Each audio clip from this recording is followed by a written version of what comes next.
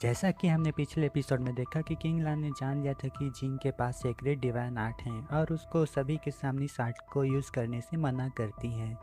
और मैं तुम्हें 4 एक्सट्रीम स्वॉर्ड टेक्निक सिखाऊंगी कहती है, जिसके लिए जिंग मान जाता है। अब आगे इस एपिसोड के शुरुआत में हम तभी वहाँ पर किंग लान आती हुई कहती है, आपने एक दिन में जो अपने कल्टीवेशन में प्रोग्रेस की है, इस तरह से आप एक ऑर्डिनरी अर्थ क्लास वॉरियर से भी आगे निकल जाएंगे, वो भी 1 साल की प्रैक्टिस में। जिस पर जिंग उससे कहता है, जब मैं स्वॉर्ड चलाता हूँ तो मुझे एक इनविजिबल पावर महसूस होता है जो मेरी पावर को लिमिट कर रहा हो। भले ही मैं अपनी फुल स्ट्रेंथ का उपयोग करूं, लेकिन मेरी स्वॉर्डमैनशिप की पावर में अभी भी कमी है। इस पर किंग लान कहती है, तो आप इसे अच्छे से समझ सकते हैं। यह इशारा है कि आप एक महत्वपूर्ण लेवल पर पहुंच गए हैं। 4 एक्सट्रीम स्वॉर्ड टेक्निक माइंड पर असर करती है, लेकिन आपकी स्टार पावर एक अर्थ क्लास वॉरियर से कम नहीं है। लेकिन आप प्रैक्टिस कीजिए अपने white light tiger sword technique का। तभी वहाँ पर ता उसको शानदार तरीके से प्रैक्टिस करते देख कहती है, वाह ये तो अमेजिंग है। अब जिंग ताओ से पूछता है, इस महीने को कितने दिन बचे, तो ताओ बताती है 7 दिन। जिस पर जिंग कहता है, यह कांग युआन सेक्ट में लोग अब आने लगे हैं। इस पर जिंग कहता है, अभी जल्दी नहीं है, मैं परसों वहाँ के लिए निकलूँगा। ठीक है, मैं अभी तुम्हारा सामान पैक करता हूँ। अब नेक्स्ट सीन में हम जिंग को एक सिटी में देखते हैं, जहाँ जिंग एक होटल में जाता है। तो वहाँ पर कुछ लोग बात कर रहे होते हैं कि हर सेक्टर में टॉप 10 लोग को डिसेंट रिवॉर्ड मिलेगा, जिसमें फर्स्ट वाले को सबसे बेहतर रिवॉर्ड मिलेगा। तभी उनमें से एक बोलता है, फर्स्ट पैलेस पर बने रहना, वो भी 18 सेक्टरों में। आप इसके बारे में कई सालों से डींगे हाँक रहे हैं।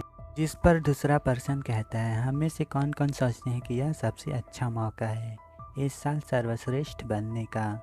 और इन लोगों की बातों को जिंग बड़े ही ध्यान से सुन रहा होता है। तभी वह तीसरा पर्सन बोलता है, यहाँ पर तू फैमिली नंबर 1 फैमिली है केंगवान सेक्ट में। और वह पहला पर्सन कहता है, सेंग जी ये सेंग फैमिली से बिलोंग करता है, ये भी कोई कम पावरफुल नहीं है। अब जिंग शेंग फैमिली के नाम को सुनकर उसको अपना फाइट याद आ जाता है और कहता है, वे लोग पता लगा लेंगे कि मैं कौन हूँ। जब उनसे मुलाकात होगी तो बहुत परेशानी होगा, इसके बारे में छोड़ो। जब मैं ब्लैक सन पैलेस में डिसाइपल बन जाऊंगा तो मुझे यकीन है कि वह पंगा लेने की हिम्मत नहीं करेगा। अब नेक्स्ट सीन में हम जिंग को एक जगह पर देखते हैं, जहाँ पर बहुत सारे डिसाइपल एक टावर की तरफ जा रहे होते हैं। तो जिंग भी उसी टावर की तरफ जा रहा होता है। तभी वहाँ पर हम जियांग और एक पर्सन को देखते हैं, जो जिंग को देखकर कहता है उस पर्सन से, यही जिंग है जो ब्लू ड्रेस में है, और शायद से ये तुलिन है, ऐसा मुझे लगता है। अब जियांग उस पर्सन के सामने बो डाउन करते हुए कहता है, यदि आप चेन जिंग से छुटकारा पाने में मेरी मदद कर सकते हैं तो मैं तैयार हूँ आपके लिए आग और पानी से गुजरने के लिए। अब हमें उस पर्सन का नाम बताया जाता है, ये तुलिन है जो तू मैनर का यंग लॉर्ड है। अब हम सब बड़े लोग को एक जगह पर बैठे हुए देखते हैं। तभी वहाँ पर युआन जो आता है और सेंग युआन चेन से कहता है, हमें किलर मिल गया जिसने सेंगी और शेंग पेंग को मारा था। जिस पर युआन चेन कहता है, कहाँ है वह, तो वह एल्डर एक और इशारा करता है। तो हम जिंग को देखते हैं, वह इस डिसाइपल सिलेक्शन में पार्टिसिपेट कर रहा है। ये सुनकर तो युआन चेन की खून खौल जाता है और कहता है, अगर वह इस डिसाइपल सिलेक्शन में पास हो गया और ब्लैक सन पैलेस में डिसाइपल बन गया तो उसे हम छू भी नहीं पाएंगे। ऐसा कहते हुए वह एक बुढ़े के पास जाता है और उससे कहता है, माय लॉर्ड क्या आप एक फेवर करेंगे। और उस बुढ़ाऊ का नाम टू किंगशान है और ये टू मैनर का हेड है। तो वह बुढ़ाऊ कहता है, कहो शेंग क्या कहना चाहते हो। तो वह उसके कान में कुछ कह खड़े हो जाते हैं और कहता है, कोई बात नहीं, तुम इसे बिना किसी टेंशन के कर सकते हो। युआन चेन एल्डर से कहता है, जाओ सेंग जी को बता दो कि वह किसी बात की चिंता न करे सिलेक्शन के दौरान में, और उस लड़के को मार डालो यानी कि झींग को। अब तुलिन आता है उस बुढ़ाऊ के पास, वो भी उसके कान में कुछ कहता है।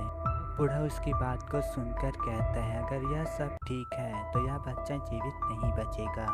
टोलिन सोचता है, इतने कम एज में ही इसने इतने सारे दुश्मन बना लिए हैं। इधर जिंग कहता है, मुझे महसूस हो रहा है आज कुछ बड़ा होने वाला है, शायद से यह सब ब्लैक सन टोकन के लिए है। क्या वास्तव में ये काम आ सकता है? और इसी के साथ यह एपिसोड खत्म होता है। एक्सप्लेनेशन पसंद आया हो तो लाइक, सब्सक्राइब एंड कमेंट जरूर करना और शेयर भी कर देना। तो मिलते हैं नेक्स्ट एपिसोड में।